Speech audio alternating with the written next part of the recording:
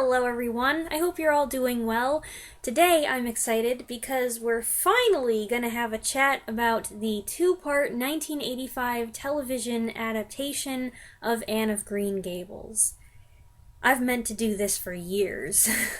This version of Lucy Maud Montgomery's classic Canadian novel, produced, directed, and co-written by Kevin Sullivan, stars Megan Follows as orphan Anne Shirley. Due to a misunderstanding when siblings Matthew and Marilla Cuthbert, Richard Farnsworth and Colleen Dewhurst, send for a boy to help on the farm, a girl shows up instead. Raising a girl, especially one like Anne, is not something the siblings were prepared to take on at this point in their lives, and Marilla is adamant that she cannot stay. But Matthew is quickly taken with the girl and her imaginative chatter and coaxes Marilla to let her stay on a trial basis. Adventures and misadventures, the likes of which the Cuthberts never could have dreamed they'd be mixed up in, follow in Anne's wake as she meets the neighbors and starts attending school in the cozy fictional hamlet of Avonlea, and the new experiences lead to valuable lessons for all about life, friendship, and love. I guess before I was born, my grandparents caught this when it first aired here on public television, and they loved it, and they told my mom, "You have to see this." They had taped it. Of course, they taped everything of interest, and that's how my oldest siblings saw it back in the late 80s. About a decade later, my sister, who hadn't been old enough to remember it back then, got it out of the library, and that's when I saw it. We might have rented it and the sequel, Anne of Avonlea, a couple times, and then we ended up just buying it because it was something we knew we wanted to have in our collection. And so we still have the 2-tape VHS sets of all 3 Anne miniseries. So my grandparents, my parents, their kids, me as a kid, me as an adult, across all 4, actually 5 now, decades. I think that shows the timelessness and the multi-generational appeal of this program. There's so much that makes it special. The casting, for one thing, is perfect. Anne Shirley is one of Canada's most well-known and beloved fictional characters, so taking on this hotly contested role was a huge responsibility, but Megan Follows owned it. She embodied the part so completely that she became the face that people associated with the character. Anne can be dreamy-eyed with her head in the clouds, but she can also be extremely practical and sharp. She's expressive, maybe too much on occasion, especially when provoked into losing her temper, and there's something about her that charms just about everyone whose path she crosses. But she's not annoyingly charming, she's not a cutesy, precocious fairy child. She's human, she makes mistakes, she reads people wrong, she's flawed, she's relatable.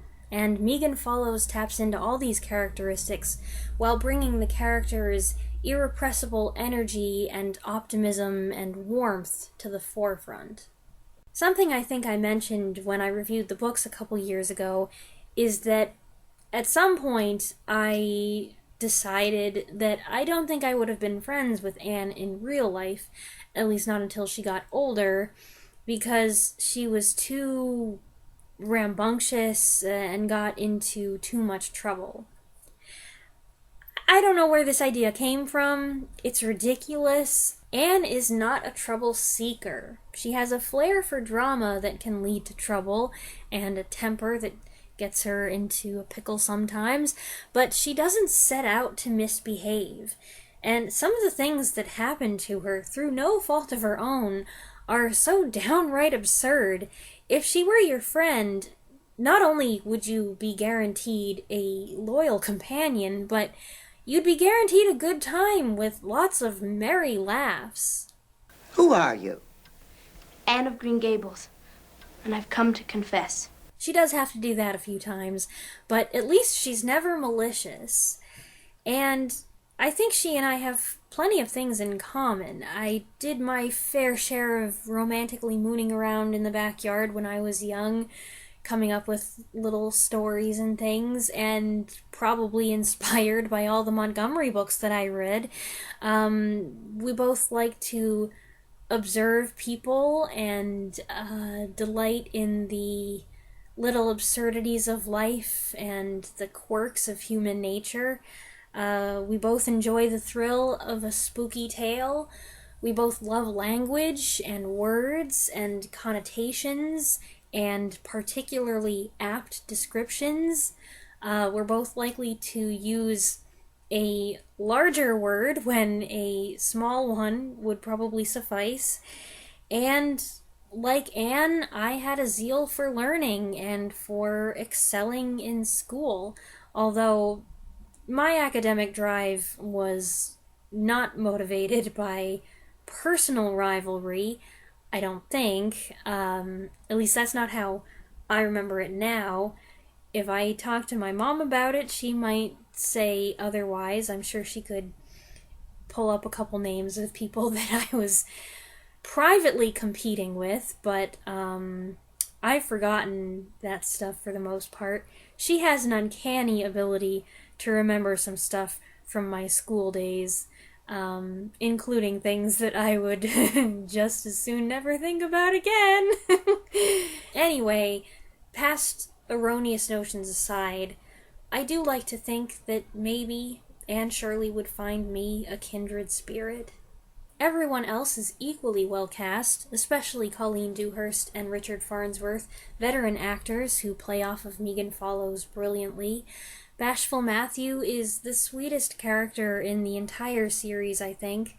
Marilla makes him promise not to interfere with Anne, but though he has zero experience with girls, he has a stronger instinct where she's concerned than Marilla does.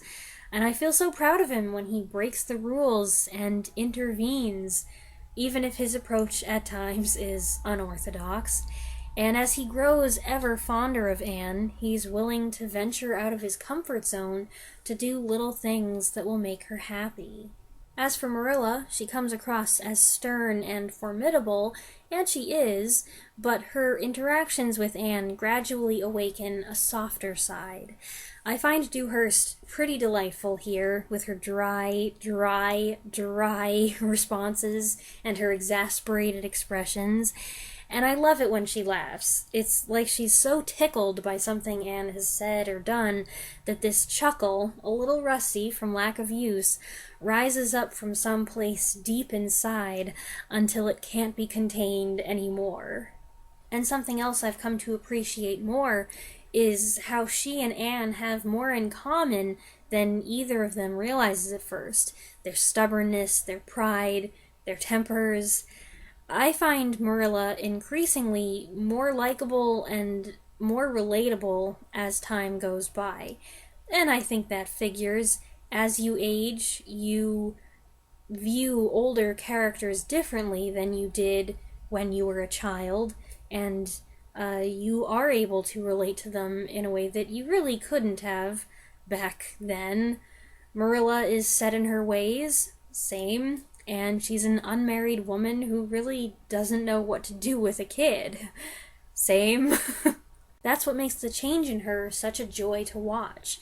There's something indomitable about this woman, but Anne breaks through, and then that strength she has gets rechanneled into a fierce pride and affection for this girl who showed up unexpectedly and changed her life forever.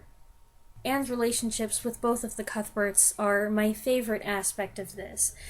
But those aren't the only relationships that Anne of Green Gables focuses on. A lot of time is spent on Anne's bond with her newfound bosom friend, Diana Barry. And did you know that Schuyler Grant, who plays Diana, originally auditioned for the part of Anne? I read she was suggested for the role by her great-aunt Katharine Hepburn after she declined the part of Marilla. I had no idea about any of this, and supposedly, according to Wikipedia, Kevin Sullivan, who was the head of this entire project, and still is, as far as I know, wanted to cast Skylar Grant, but the studio, or the CBC and PBS, who were making this in a joint production, objected because she was an American and they felt Anne Shirley should be played by a Canadian. As for Follows, her first audition was a no-go, but her second audition went much better and she won the part. Who's to say how it would have been if it had worked out the other way, but I'm totally happy with the result. The relationship Anne and Diana share is like the ideal friendship. I don't know how many people get to enjoy a friendship like theirs, an instantaneous and lasting bond. They're not two of a kind. Diana's not exactly adventurous of her own volition, and she's not prone to fantastical wanderings, but they complement each other. Diana is faithful and willing, and even in those rare moments when Diana is envious of the attention Anne gets from a certain someone, she doesn't become bitter. They don't ever fight, and Diana's always supportive of Anne's endeavors. As is Gilbert Blythe, who has an "I'm gonna marry that girl" look in his eyes practically from the very beginning. And personally, I think every interaction he has with Anne, even the negative ones where she's doing everything she can to deter him, seal the deal. That Anne is completely oblivious to the fact that he has a crush on her for years is almost unbelievable, except when you consider that she's been treated like trash her whole life. She's never been loved before. I think Diana is the first one to tell her she loves her, and Anne's almost dumbfounded by that. So, why on earth would Anne think that some boy finds her desirable? Anne is relentless when it comes to Gilbert. It doesn't matter how many times the poor guy insists that he's sorry, Anne's resolve is stiff and unrelenting, and she consistently believes the worst of him. Every time they interact, I'm over here like... There does come a point where I always wish Anne would just give the poor boy a break. Sure, his tactics could use some work, but he's a good guy, and Jonathan Crombie is a cutie patootie here. I have always appreciated Jonathan Crombie's portrayal of Gilbert as a caring and observant person. He's always checking to see what Anne's up to, and I don't think it's just because he thinks she's cute or anything like that. You can tell he feels sorry for the two girls when they're forced to not speak to each other, and academically, I think he enjoys what Anne sees as a rivalry, but at the end of the day, he wants them to be equals. He wants her to do just as well as him. And then, of course, there's the sacrifice he makes on her behalf at the end, which is just lovely. I've got plenty more that I can say about their relationship. Anne and Gilbert are one of my favorite pairings, after all, but I'll save it for when I talk about the sequel. This focuses on them becoming friends. The sequel is about Gilbert wanting to be more than friends, and Anne being like, no, no, no, no, no, until she finally says yes. But we'll get to that. Other characters may not get as much screen time, but they are just as engaging and colorful, and they leave an impression, like Mrs. Lind, who's always on the warpath about something, the incredibly friendly lady at the general store, Alice Lawson, Anne's friend Ruby Gillis, who flops around in despair when she thinks Anne has drowned, and Diana's Aunt Josephine, the unexpected friend who finds in Anne someone to break up her loneliness, and warns Anne not to make the same mistakes she did. Something unique that I've found about Anne of Green Gables, and I don't know if this goes for anyone else, is that due to its anecdotal nature and its familiarity, and it seems that if you've seen it once, you remember it. When I talk about it with someone else, I find myself reminiscing about what happens as if it happened to me. Like, oh, I remember the time when Anne dyed her hair green. Oh, remember when Diana accidentally got drunk? Remember when Anne found the dead mouse in the sauce and freaked out at dinner? She did try to warn Marilla. Remember when she smashed Gilbert over the head with a slate because he called her carrots? Of course you remember. That's what everyone remembers. Ugh, remember the creepy teacher who was in love with the oldest student in the class? That wouldn't fly today. Remember his replacement, Miss Stacy? She was so nice. Remember when Marilla's brooch went missing? Ugh, I think that's my least favorite part. I'm always so glad when it's over. Remember when Matthew was so awkward about buying Anne a dress, with puffed sleeves of course, that he ended up buying a garden rake in the middle of winter and 20 pounds of brown sugar before he was able to work up to it? Now that I'm older and I cook and bake, I thoroughly appreciate Marilla's frustration at getting stuck with 20 pounds of brown sugar. That's so much! And remember when Anne pretended to be the Lily Maid, but the boat sank, and then Gilbert showed up and she was like, "Ugh, please, no. I would rather be rescued by literally anyone else." Of course, I can't talk about Anne of Green Gables without acknowledging its beautiful scenery.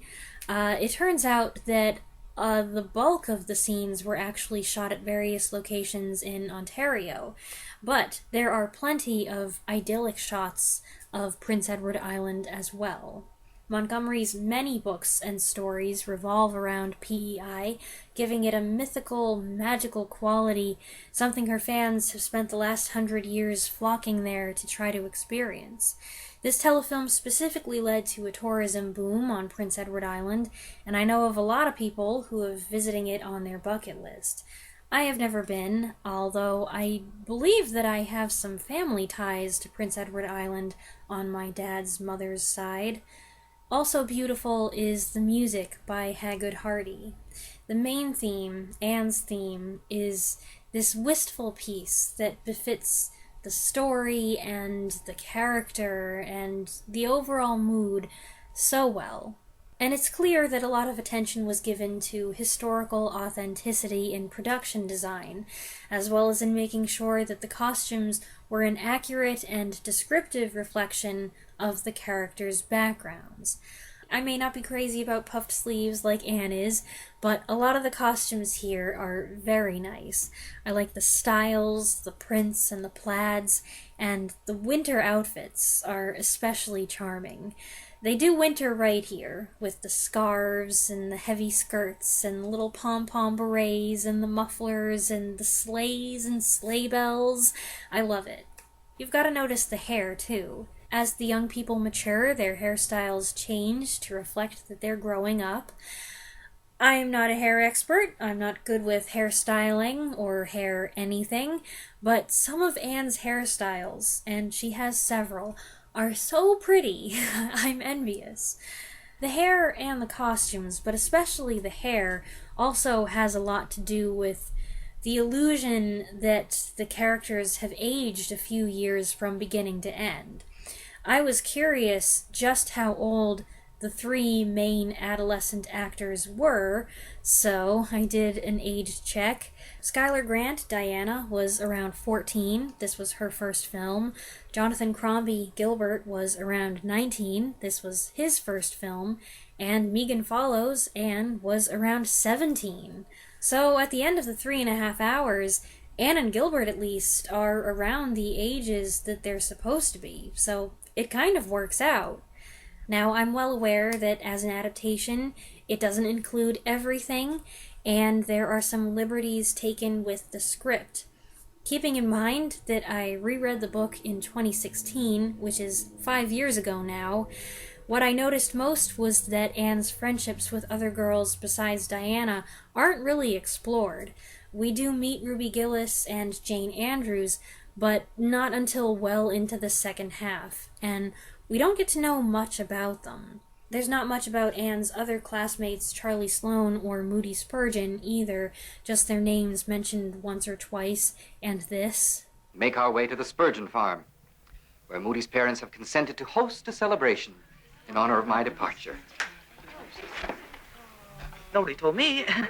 And I also feel like the part where Anne attends college, which is really like extended high school or prep school, seems to fly by. But honestly, I can't think of any major omissions, and in general, since I'm so familiar with the film, and I saw it before reading the book, and I've only read the book twice, and the last time was a while ago, it's all a bit of a jumble for me. The biggest departure is at the very beginning, which is a kind of prologue showing Anne's miserable life before she came to Avonlea. We see how she's mistreated by Mrs. Hammond, and how she escapes into a fantasy world to cope with reality's horrors, and how that escape unfortunately causes her additional trouble. There is underlying commentary here about the prevailing negative opinions of orphans in the late 19th century society. They are social outcasts, their lives are considered to not be of equal worth, they are not to be trusted, and Anne has to combat a variety of stereotypes from the day of her arrival. But social commentary is not the point here. There are good morals and lessons in abundance that we can all benefit from hearing, but the way they are incorporated here is entertaining and unobtrusive. You're supposed to just soak them in, not feel like you're being clobbered over the head with them. It's a two-part film, and certainly there's a transition in the second half where time really starts to move quickly. At one point, Anne refers to what happened at the Christmas ball, and Gilbert says, "That was a year ago," and I'm like, what? It was like barely 10 minutes ago, wasn't it? It's already been a year? Life changes as Anne matures, and not just for Anne.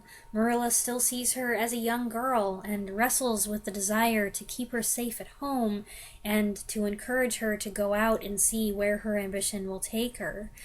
And there's the bittersweetness of growing up and realizing she doesn't know what she wants, a theme that's explored further in the sequel, and facing the trials and tragedies that come along with the triumphs. I think there are almost as many moments in this that make me choke up as make me laugh, especially in the last section. And those of you who are familiar with the story, I'm sure you know what I'm talking about.